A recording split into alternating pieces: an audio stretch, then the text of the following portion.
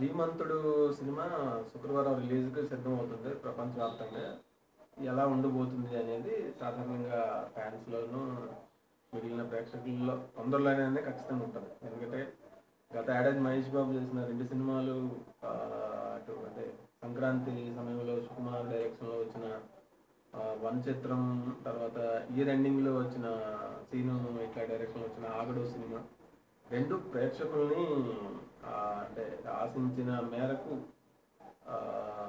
సంతృప్తి పరచలేదనే చెప్పాలి. ఎందుకంటే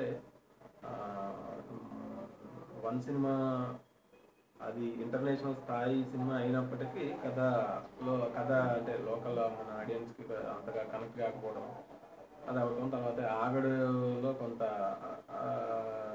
మహేష్ బాబు నుంచి ఆశించే ఎలిమెంట్స్, ఆ సినిమా నుంచి, ఆ టీం నుంచి ఆశించిన ఎలిమెంట్స్ మిస్ అవ్వడంతో అంచనాలు తారుమారాయి.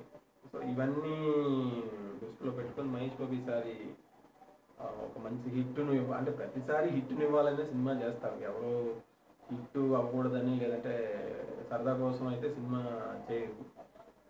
అలాగే డైరెక్టర్ కొరటాల శివ, మహేష్ బాబు కాంబినేషన్ కాబట్టి కొద్దిపాటి అంచనాలు డైరెక్టర్ మీద ఉన్నాయి.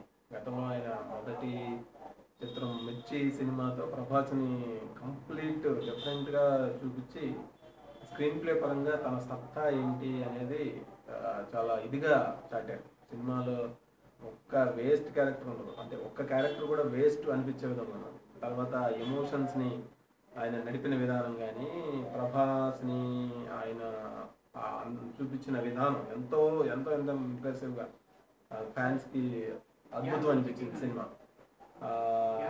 ఆ తర్వాత అనుష్కని క్యారెక్టరైజేషన్ కూడా చాలా మెచ్యూర్డ్‌గా ఉంటుంది. అంటే లవ్ ట్రాక్ కూడా చాలా మెచ్యూర్డ్‌గా ఉంటుంది. సో ఆయన బలం అంతా స్క్రీన్ ప్లే కాబట్టి ఇప్పుడు అటువంటి డైరెక్టర్ మహేష్ బాబుతో సినిమా చేస్తున్నాడంటే ఆటోమేటిక్గా అంచనాలు ఉంటాయి.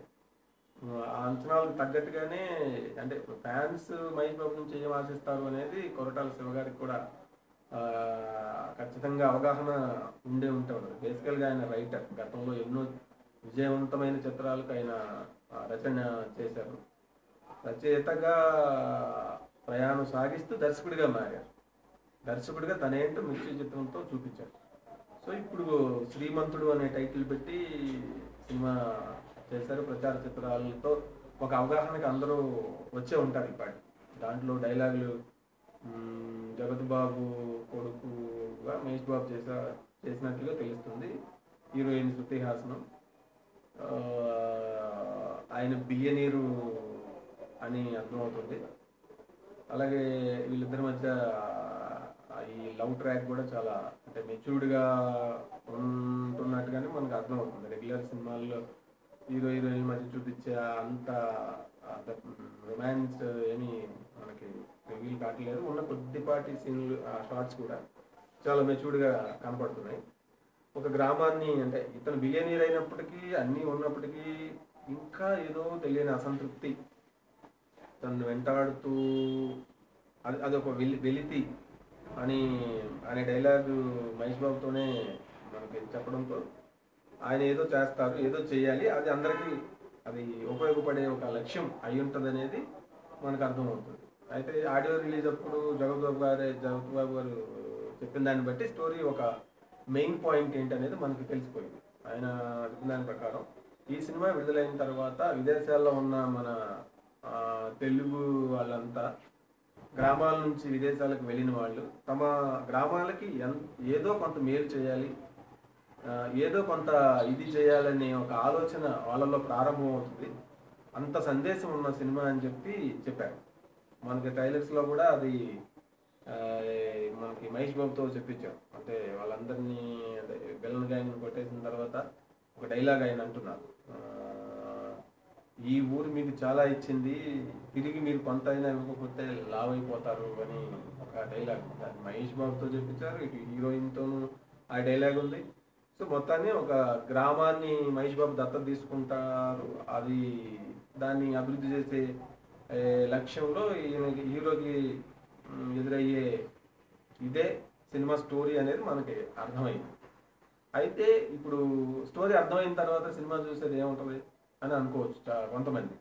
కానీ ఉంటుంది, చాలా ఉంటుంది. అటువంటి పాయింట్ని డైరెక్టర్ ఎలా డీల్ చేశారు, స్క్రీన్ ప్లే ఎలా నడిపారు, దాంట్లో అన్ని రకాల ఎమోషన్స్ని ఎలా పండించారు అనేది చాలా ముఖ్యమైన ఇది.